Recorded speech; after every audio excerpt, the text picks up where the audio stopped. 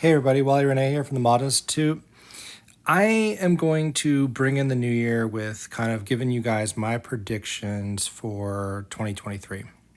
And I'm going to specifically focus on 3D printing and kind of what do I think is going to disrupt the market this year and what do I see happening with printing.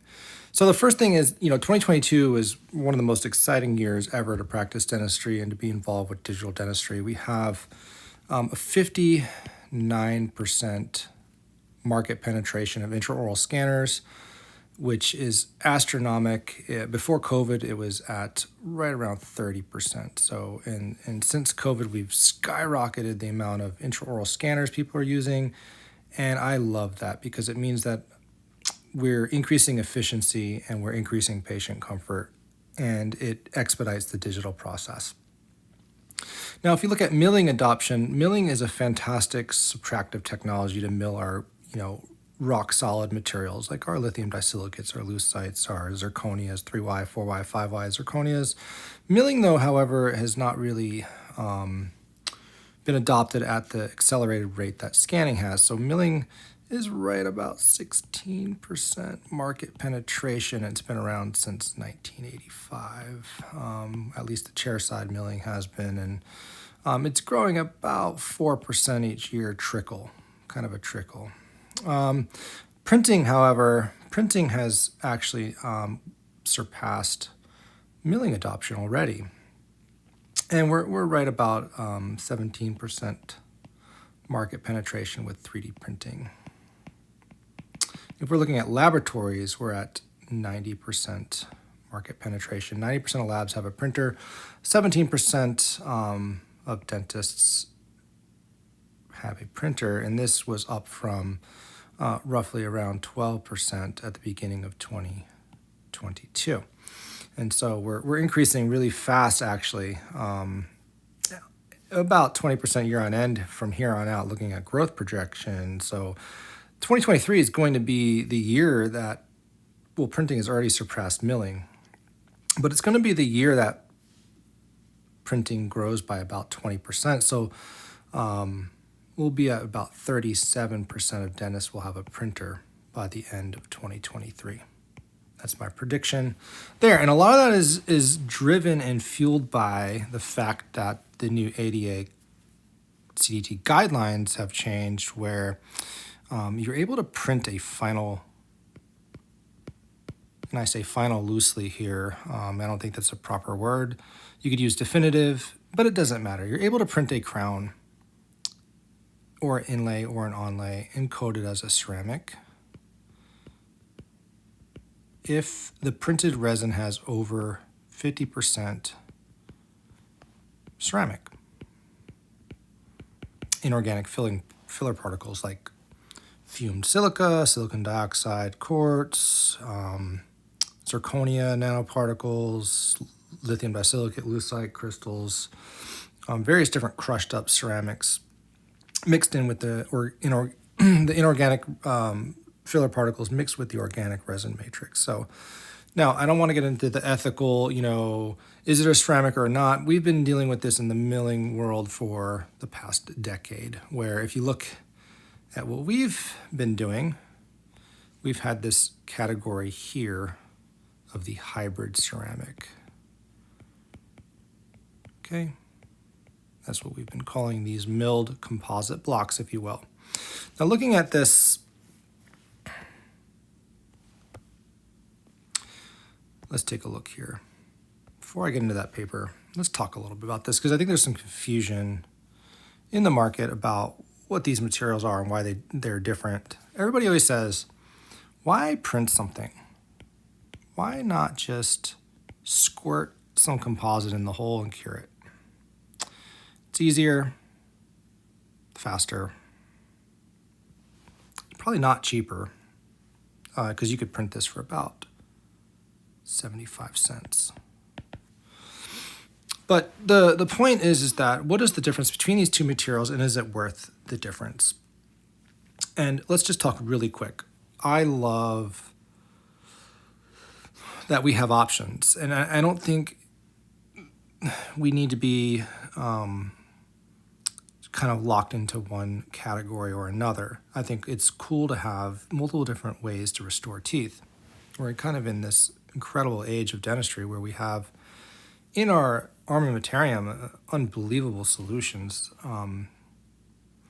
And if we look at the composite material, not this particular brand, any composite material, direct resin, it's a fantastic material,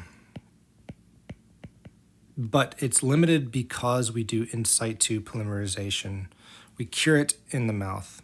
And because of this, we only ever really get about 60% degree of methacrylate ester conversion, double bond conversion. So we're really only about 60 to 70% cured. But most studies have it around 60, and even less for some resin cements, we're at like 40 to 50% cured. But most packable composites were about 60 to 70% cured.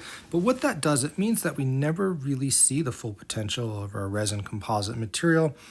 These are sophisticated materials packed full of ceramic nanoparticles with bisphenol A glycidyl dimethacrylate, which is bis-GMA, or TEG-DMA, which is triethylene glycol dimethacrylate, or urethane dimethacrylate, various different dimethacrylate esters, and actually share a lot of chemistry with these hybrid ceramic blocks and the printed resin. Okay, a lot of sister technology going on here, a lot of borrowing and very, very much a lot in common. But so why not just use direct resin then? Well, again, it all comes down to this polymerization. And then because you're polymerizing in the mouth, you also have polymerization shrinkage and polymerization shrinkage stress, which puts pressure on the walls of a cavity. So here, if you have some box form here and you cure, you're basically bending the walls of the tooth towards the bolus of composite material, causing flexure and potentially stressing out these corners of the boxes if you look at finite element analysis on polymerization shrinkage stress. And also because it's not fully cured, you have higher wear.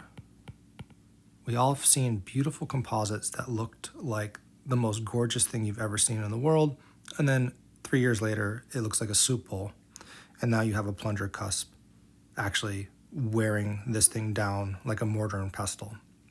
Well, a lot of the wear characteristics are related to, number one, the lack of cure. I don't care if you have a 1400 milliwatt per centimeter squared light and you blast that thing for,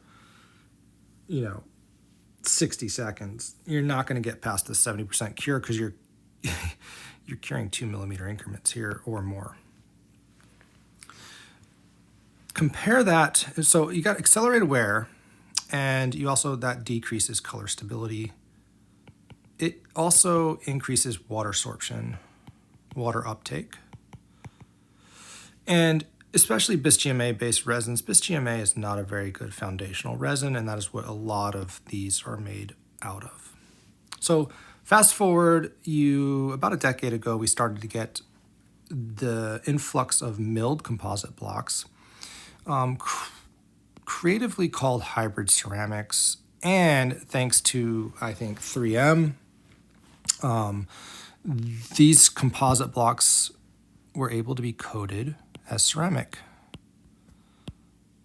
And the reason being is because they actually contain mostly ceramic materials, right? So the logic was, if the propensity of the material is composed of ceramic, why would you charge it as a resin when it's actually mostly ceramic? And in theory that makes sense, but what that really did for us is we had a fast option to be able to mill something and hand polish it and bill as a D2740 or a partial coverage ceramic and get nice reimbursement rates here in the States and have a fast economical material that was very forgiving. But one of the downsides of the milled composites is because these materials are actually processed in industrial labs under high pressure. Okay, very, very high pressure, high heat, and an argon gas or nitrogen gas, it means that they're 100% cured. And the reason why they did that is because they wanted to maximize the mechanical properties of these materials, right? And they did. These are actually phenomenal materials. They very rarely break. But what they do is oftentimes and not necessarily in partial coverage scenarios, but in full coverage scenarios, they tend to debond. And it's a small rate, but it's noticeably different than, say, a true ceramic material. And that is because these are so inert. So it's kind of the opposite scenario to the direct resin. Here we're not really cured enough. Here we're cured too much on this side, right? Leaving almost no methacrylate esters to kind of copolymerize with our resin cement when you bond these suckers on. So then that leads us to printed. Printed is kind of like, the Goldilocks theory. It's right in the middle. It's not too hot. It's not too cold. Here, when you get it off of the printer, and by the way, almost identical chemistries here, similar filler particles, although there's a lot more R&D here, where we're playing with novel oligomers, still based off of dimethacrylate chemistries, but better long-chain polymers, newer photoinitiator systems, better filler particles. We're printing with heat, so we could get better degree of conversion of the methacrylate. So again, when you get it off of the printer, we're about 60 to 70% cured, which is interesting. That's kind of like where we were here at the direct resins. But when you properly post-process it, and I'm talking about, not in some Fisher-Price nail light or something, when you actually cure it according to IFU, these numbers go up to about 90 to 95%. And you might be saying, well, wow, that's really cured. You're getting into this, inert category, but it's actually not. On the chemical scale. Having 10 to 5% unpolymerized material here is millions and millions of methacrylate esters that can then co-polymerize with the resin cement. So they're bondable. They're better to bond to and better bond longevity compared to our milled cousin here. So how are we compared to, say, the gold standard, Emax? Well, I am not about to tell you that we're better than Emax at all. I love Emax. I have 10,000 Emax restorations in my practice, in my patients' mouths. And, I love this material because it's bondable and it has a high fracture toughness compared to some of the other glasses, like Tessera and Saltra Duo and, Empress and other materials. The fracture toughness of this material is beyond 2.0. It's higher than 2, whereas those materials range from 1.2 to 1.5-ish, 1.7. And so fracture toughness is a kind of important number to me beyond flexural strength. So yeah, I'm not going to say, let's just replace all this cool stuff you're doing with Emax for printing. What I am saying is, if you do not have a chairside mill, in which most people don't, and you have a printer, there is a really good viable alternative that is on the market. And that is the printed nanoceramic or printed hybrid ceramic. And so let's talk about some evidence. And this is one of the highest levels of evidence is a systematic review and meta-analysis. And this particular study looked at, it looked at ceramic, which would be your lucite reinforced, your feldspathics, and your lithium disilicate, your Emaxes and Empresses, and your Vitamark 2s and things like that. It looked at your hybrids, which is what we're talking about, the resin nanoceramics. And it looked at composite direct resin. And it looked at it in, a larger surface, kind of like the on-layer, like a bigger composite resin type restoration. And what it found was that, in conclusion, there was no statistical difference between true ceramic, right, and hybrid ceramics for longevity. But direct resins had much lower success rate. Okay, so significantly poorer.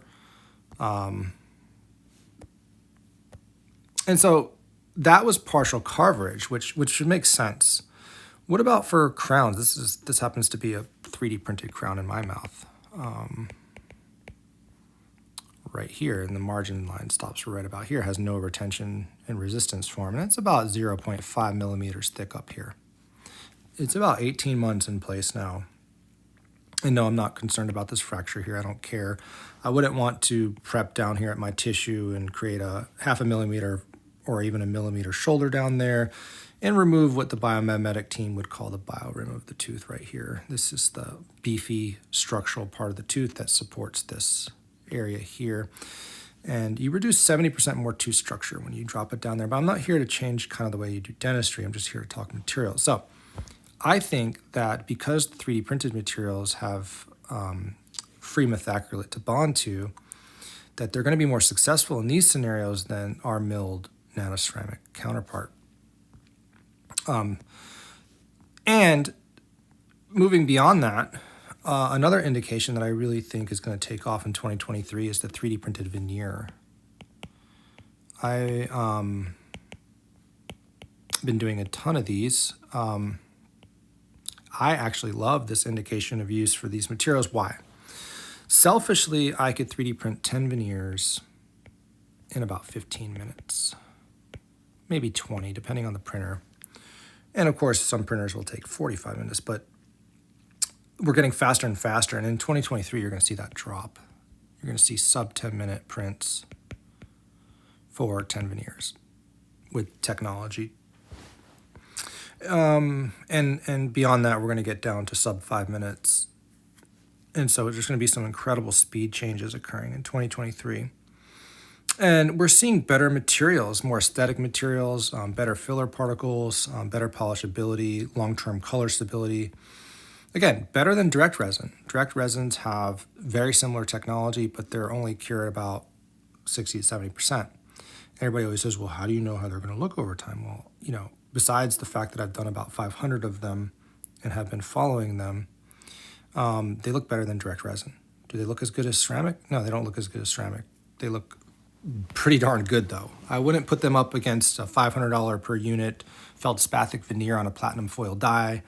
I put them up against your average ceramic. They're really good. But why do them? Well, number one, the efficiency. I could do 10 in 10 minutes coming up here shortly. And the other thing is that they are less brittle. So I could go, this is about 150 microns thick. I could go no prep, and I could actually flex it into undercuts, whereas a ceramic would crack because they are slightly flexible. They're clear at this thickness almost, so all these areas here are just naturally kind of clear. So you can almost get this natural translucency pattern with these mamelon type effects. Very beautiful material, very forgiving, very economic to work with, and I don't charge them as the same as I do a nice ceramic. I charge half. I don't care what you guys do. You do what you want to do. I'm charging what I want to charge, and I love them. So another area I think that we're going to see these printed materials take off is implant restorations. If you think about an implant is basically an ankylosed tooth. There's no PDL space. There's no shock absorption ability. And if you look at the literature, there was a meta-analysis that was published recently that showed that over 50% of proximal contacts open up on single unit implants. There's a number of theories of why this occurs. One of them is mesial drift. Another one is abrasion, where the teeth are going up and down constantly when you chew, but the implant's staying still because it has no PDL, so it just kind of shaves over time, shaves that contact open. But the point is that I always use screw retained or angled screw channel, and I love using true abutment because I don't have to design anything. They do everything for me and send me the file to print. But the reason why I like this is I will unscrew it if needed and just sandblast this area, flow some print resin right here and polymerize it. And it takes about 6 minutes. You could do it at a hygiene check. You could fix that. open proximal contact. Whereas with the ceramic, you have a lot of concerns that you have to burn out the material in the oven or send it back to the lab, and it's a multi-visit process, and it's very expensive and costly and takes a lot of chair time. So I've been doing a lot of these 3D printed restorations. I like that they have a shock absorbing ability. I like that they're forgiving. I could add contact if I need to. They blend in. They're inexpensive for me to manufacture, and they've been holding up really well. I have not had a single debond of a printed restoration. They look good radiographically. Most of the modern printed materials are radio opaque. They look kind of like Emax on the X-ray, and they are phenomenal. It is my hope and dream that I start to see a lot of these types of quadrant type dentistries being done with printed restorations, where we're removing old alloys and broken down direct resins. We're designing digitally partial coverage, conservative adhesive restorations, and we are going and manufacturing printed restorations to replace those. This is certainly something that I've been doing a ton of. These have basically taken over my practice. I don't do direct resins much anymore. So partial coverage restorations, and as I've shown you before, that the hybrid ceramics actually have the same success rate as ceramic, but better than direct resin, based off of that meta-analysis. So again, let's talk about this really quick. Let's talk about mechanical properties of these printed resins in 2023, what we're going to see. First, let's establish a stress strain curve baseline for enamel and dentin. So, it's funny, you guys all want zirconia with, 3Y zirconia with like 1100 megapascals for some reason. You want like this unbreakable, immovable rock in the mouth. I'm kind of the opposite, and this is philosophy. I tend to say, I want something that's more forgiving. I want like a fuse in an electrical system. So my philosophy is kind of that.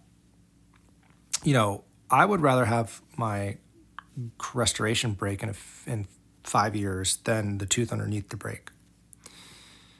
Just like a fuse in an electrical system designed to give away before the whole system fails. And if you think, Steve Schiffenhaus, Dr. Schiffenhaus said it best, it's kind of like the analogy of a modern car versus a car in the 70s.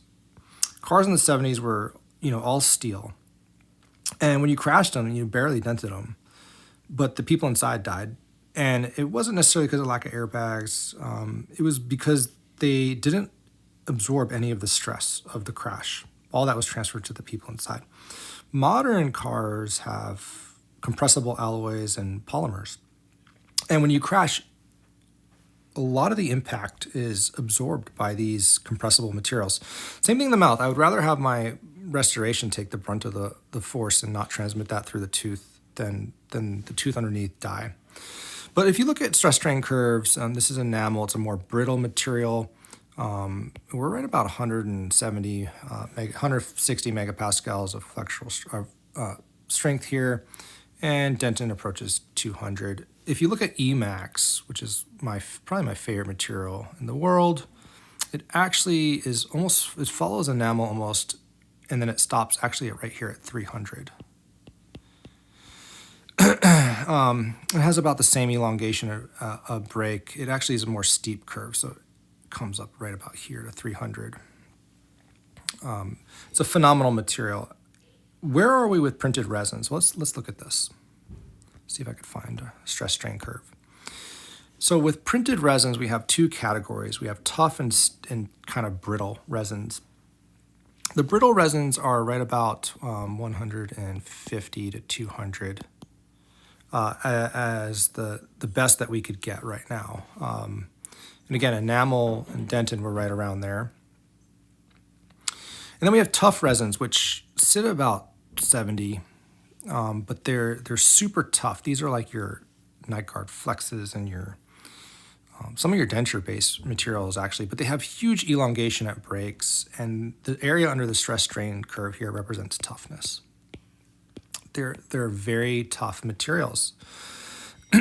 And in 2023, what you're going to see is you're going to start to see people use the tough resin chemistry, which is getting rid of bis GMA, which is very brittle, and replacing it with like ethoxylated bisphenol A dimethacrylate, which is bis EMA, which is more color stable, less water absorption, and more flexible. You get rid of some hydroxyl groups on the long chain polymer, which enables sliding motion to occur within the oligomer. So you're going to see, but what you're going to see in 2023 is these kind of cool stress strain curves that come in between these and peak right about 250, which is amazing, like right there at enamel, and has the same huge toughness. So the area under the stress strain curve is going to be massive. What they're doing is they're basically taking their tough polymers and they're filling it with novel filler particles to increase the stiffness and get this kind of in-between material. That is my prediction for 2023. We're going to break the 200 barrier, get to the 250 barrier, and still have slight elongation at break. Probably not 25, maybe more in the 15 to 20, like natural dentin, kind of around there. This is just incredible to me. I'm super excited about this. I think I have something hidden behind here. Let me see if I could erase that without messing up my thing. Yeah, let's go in here. So if you look at filler particles right now, and this is in the milled hybrid ceramic, they're kind of very standard and very similar to what you'll see in our glass reinforced printed materials, our printed hybrid ceramics. You have some, let's just take, you have zirconia silica nanoparticles. You have various different shapes, kind of a micro hybrid approach where you have larger shapes that are then kind of filled in with smaller shapes to increase the density of fill. The difference is going to be profound in 2023. I think manufacturers are going to start to experiment with new filler particles. One of my favorite ones is zirconia. Now, the issue right now with zirconia filler particles is coupling it to the organic resin matrix. And right now, that's typically done with 3-methacrylal propyl trimethoxysilane. So the issue is it's a complete chemical bond that is not actually super strong. So if you take a zirconia nanoparticle right now in a traditional resin, and what you're going to do is you're going to treat that with some type of silane and the zirconia oxide. And so the silane group is going to bond to the zirconia through that oxygen species there. And it's going to basically form this little group here. Right, and this is something that everybody should kind of recognize. This group here is what's going to actually polymerize with your photo initiator and create your free radical polymerization. This is kind of vinyl ester group. And so the silane here is going to be coupled with your resin through this polymerization mechanism. And this is kind of good, so you'll have your R group here. The issue is that zirconia is a smooth surface, and they're not really maximizing micromechanical retention at all. With this new technology here called freeze-fractured zirconia, you're able to get these beautiful crystal-like structures like this.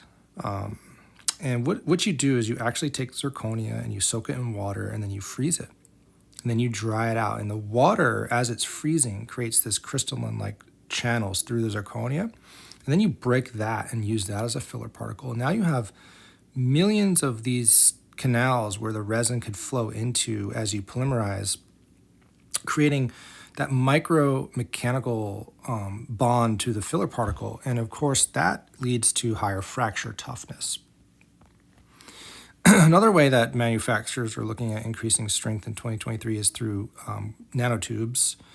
Nanotubules, whether they're carbon or glass, looking at creating this reinforced structure. It's already available in some flowables, which is super promising. I like this route as well. I think it's going to really create super high fracture toughness printed resins. And then lastly, flake-shaped filler particles, which are flake-shaped filler particles, zirconia filler particles are super thin. Think of like fish flakes almost on the microscopic level though. And what that does is allows you to go ultra high filler content. We're talking 70, 80% and have the same viscosity as if you were at 50% filler. Again, I'm excited where we are with these technologies. The more flexible polymers combined with better filler particles that are going beyond chemical siliconization and looking more towards micromechanical underlocks as well. And of course, we're going to get to sub 10-minute print times on something like this, I think, and faster even as we look at manufacturers creating 5-minute print times for a crown. Again, guys, this is going to be a great year for printing. I can't wait to teach these new technologies and how to bring all this technology into your office. I think we are at a great spot in dentistry where we have phenomenal options. No one is necessarily better than the other, but if you learn how to use these things to the maximum potential, it's really the patients that are going to be benefited by it. Okay, so enough about this. 2023, can't wait to meet you guys and talk about this in person with everybody.